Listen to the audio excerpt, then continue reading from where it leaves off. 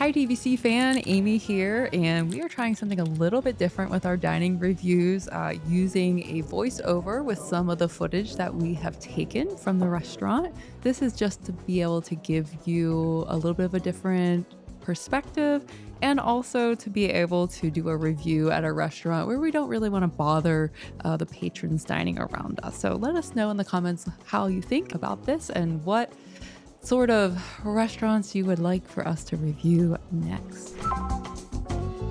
We had the opportunity to dine at Jiko, the cooking place. Jiko is located inside Disney's Animal Kingdom Lodge, specifically in Jumbo House on the bottom floor across from Boma. It is the signature dining over at Animal Kingdom Lodge. Price-wise, entrees range from $41 to $62. Appetizers you can find from $14 to $21, with desserts from $13 to $17. It is a signature dining, so the prices are a little bit higher. If you are using a Disney dining plan, it does cost 2 dining credits per person. They do accept DVC and annual pass discounts at Jiko. The cuisine at Jiko is known to be African, Indian, and Mediterranean. Disney explains the flavors as having vibrant spices, using wood-burning ovens, as well as having boutique South African wines that transport you to the heart of Africa. Paul and I both love, Indian, the food, the spice palette, curries and cumin and coriander. So we find that to be a very flavorful type of meal. And so we do love Jiko. We love all the dining at Animal Kingdom Lodge, honestly. But Jiko is definitely a great date night signature experience to have with that sort of flavor profile. Similar to most dining experiences at Disney, specifically signature dining, the service is good. Nothing really stood out, but we did have a larger party this evening that we went, and the service was, as expected. Our drinks were refilled. We received food, in a decent amount of time. But yeah, overall, a good experience. If you're wondering who might like Jiko, it is a great date night location for adults. If you have children, there is a kids menu. It is very kid friendly, things like mac and cheese. There's also an allergy friendly menu for several different types of allergies. But overall, I would say that Jiko does best for people who are a little bit like semi-adventurous in their palate. Most of the flavors are unique, but there are, a few dishes that anyone could probably find approachable, such as, the steak and mac and cheese.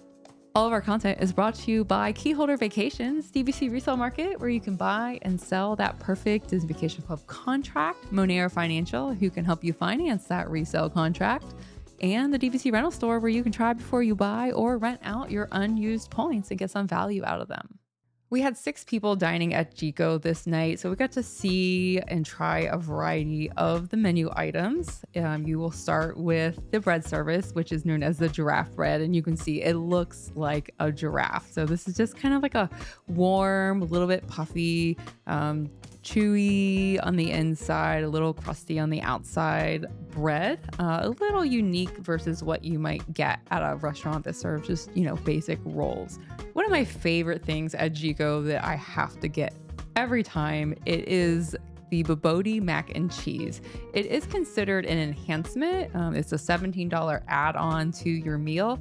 I actually usually will ask for it though as an appetizer, and they have no problem bringing it out early.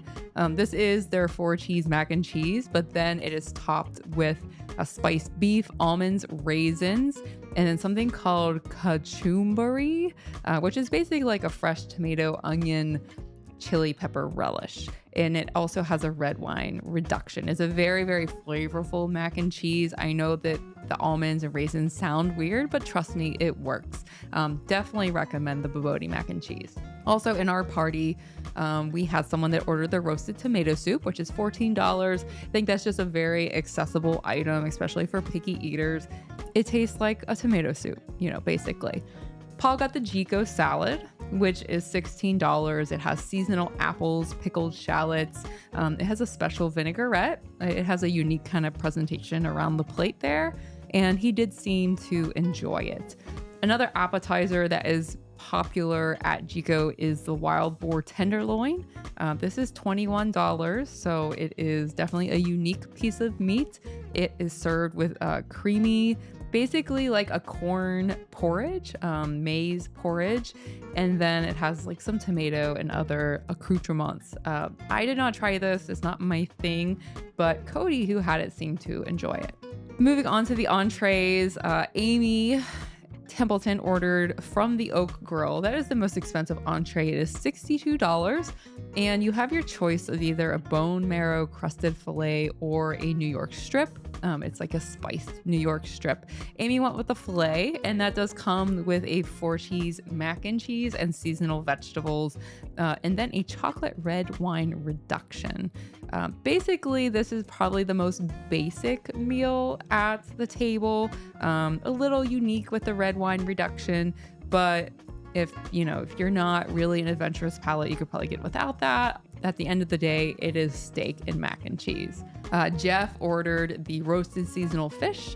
For this night, it was halibut. That is $52. It is an oil poached fish. It comes with tomato butter, vegetables. He raved about it. He said it was very good. I thought it looked amazing, and I would definitely not hesitate to order that in the future. Cody, who was with us, had the Moroccan spiced lamb shank, which was $54. This came with couscous. It had a variety of different flavors: lemon, olives, almonds. It had a demi-glaze. Lamb isn't my thing. It was presented beautifully with, the bone, and he seemed to like it. But Paul would like that too as well. I had the short ribs. These are Merlot braised short ribs. They have cracked hominy. Hominy is like a corn of sorts, sea peas, and it had a masala sauce.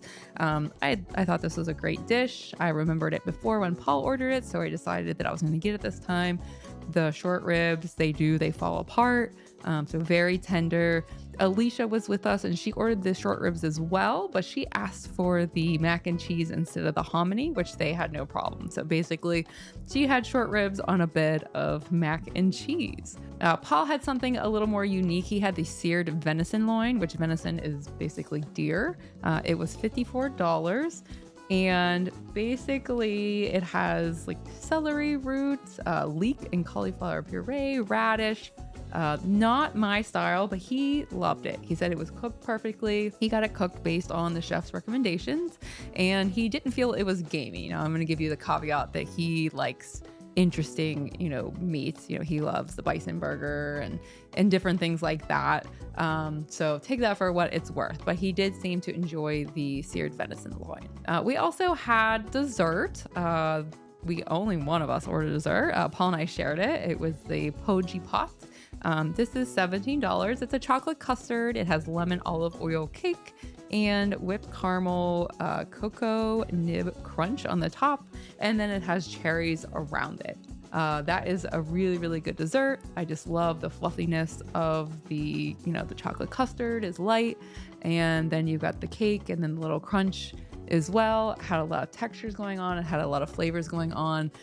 We had a variety of some drinks as well throughout the evening. But other than that, really, when it comes to Jiko, the food is the star.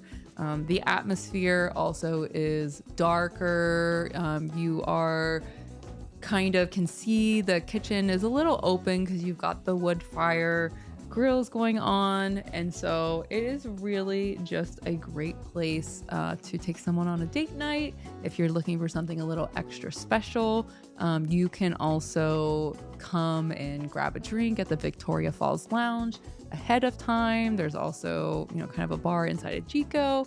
So a lot of great options. And then one of my favorite things to do after dinner is to go and walk out and see the savannah and see the animals. So overall, it just makes it a great date night destination. So we highly recommend checking out Jiko if you haven't. Let us know in the comments your thoughts on Jiko, and let us know what restaurant you would like for us to review next. If you liked this format with the voiceovers, or if you prefer the in-vlog style, we'd love to know that as well. Stay tuned to dvcfan.com for all things related to DVC, Disney, and dining. Be sure to check out our Facebook group and join in the conversation there. as well as if you would like bonus content, our Patreon, patreon.com/DVC Fan.